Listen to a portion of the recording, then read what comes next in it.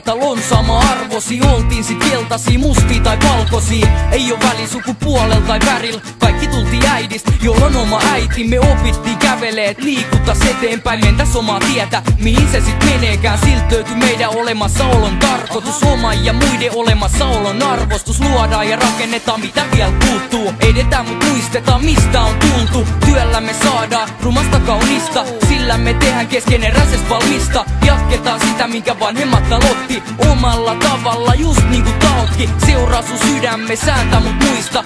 Et vaan satuta tai estele muita.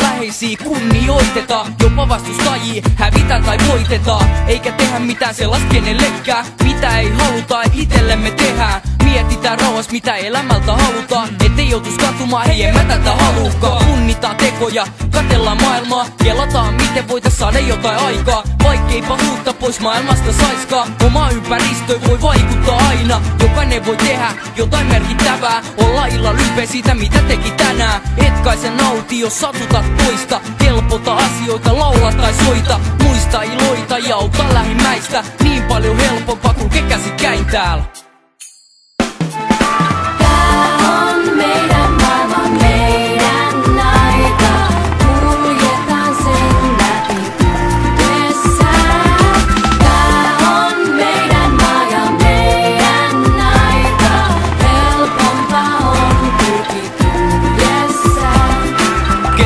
Ympärille hyviä ystäviä, nauti niitten seurasta, kerro et tykkäät niistä. Ja säästä aikaa myös omalle perheelle, puhukaa, älkää vaan istuko TV:nees. Unohtakaa pleikkari ja menkää ulos.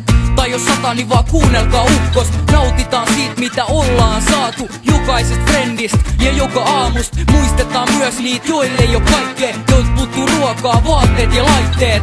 Ollaan valmiina tarjoamaan apua keräysten kautta tai ihan vaan kaduilla. Kaikki joit rakastat, pidä ne lähelläs. Kerro et välität ja pidä niitä kädestä. Tee mitä vaan, kunhan sillä on merkitys. Usko ihmisiin ja kaikki messiin nyt.